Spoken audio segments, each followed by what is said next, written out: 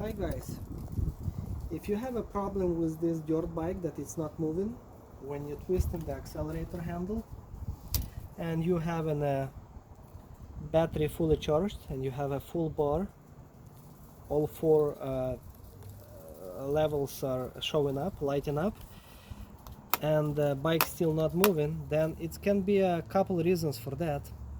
One of them could be as simple as a loose wire somewhere, and other reasons would be maybe problem with your accelerator handle itself, or a loose wire somewhere behind the plastic cover.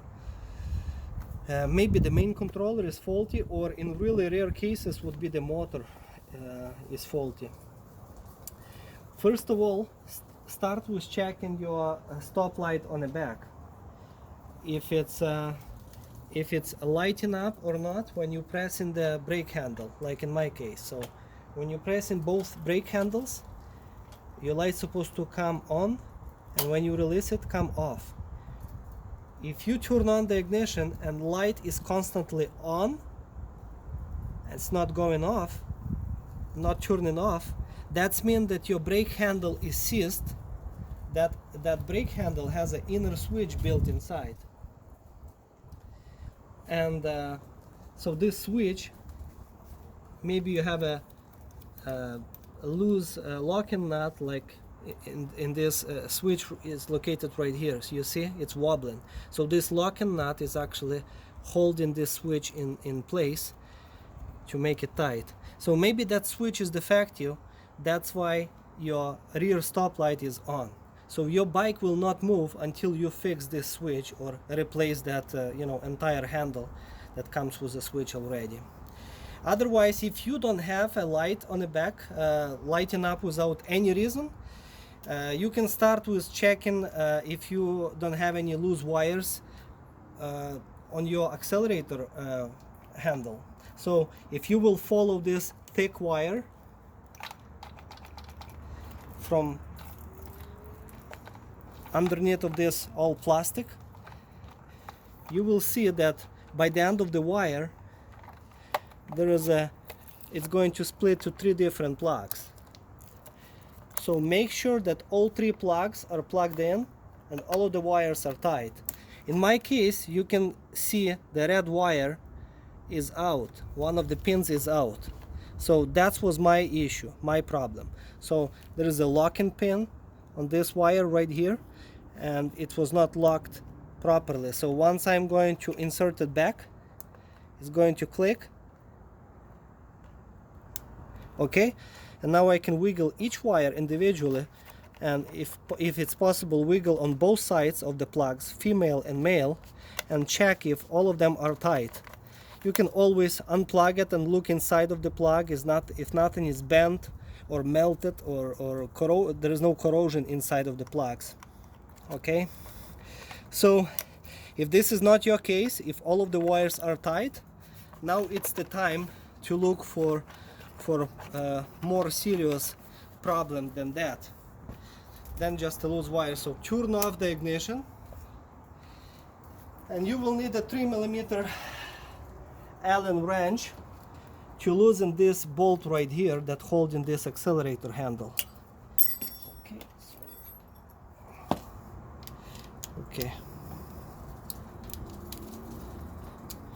Okay, now you have to slide it out a little bit and twist it. Why you twisting it? Because of I'm going to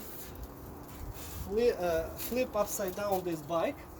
By the way, use the cardboard or anything if you wish to prevent your bike from any scratches. And if you will not twist the accelerator handle, then that display will be touching the ground. So that's why I was twisting it. Now you have to remove this plastic cover. Only 2 screws on the top. Well, it's actually on the bottom, but if you flip it upside down, it's going to be on the top.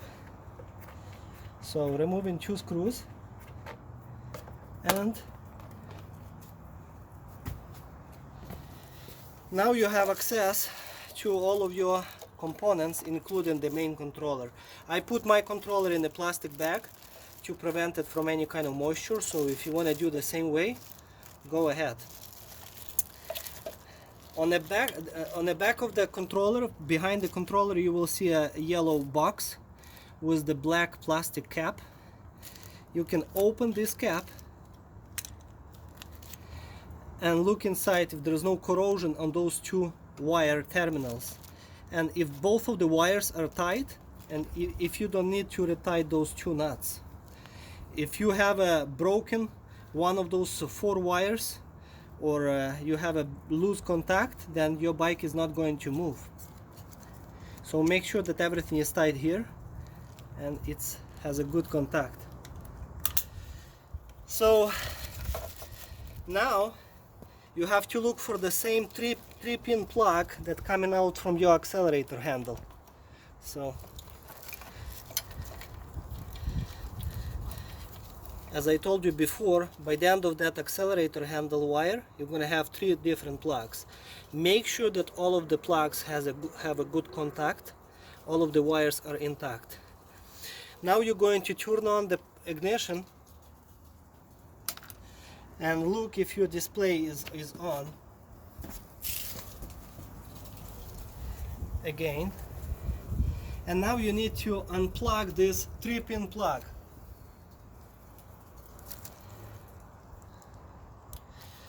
You will see that it's going to have a sticker throttle on the male side, which is coming out from the controller.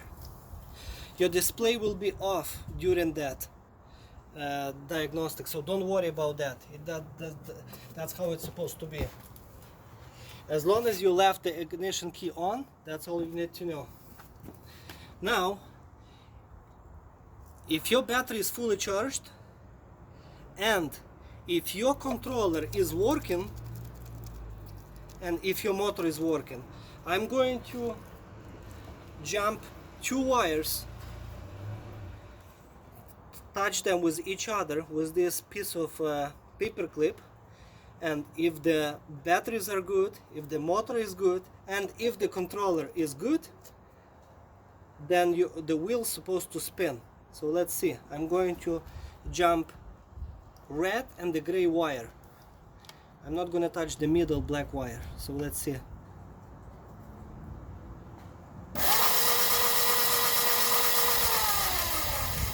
As you can see, in my case, my motor is working, the wheel is spinning, so that means that my controller is working fine.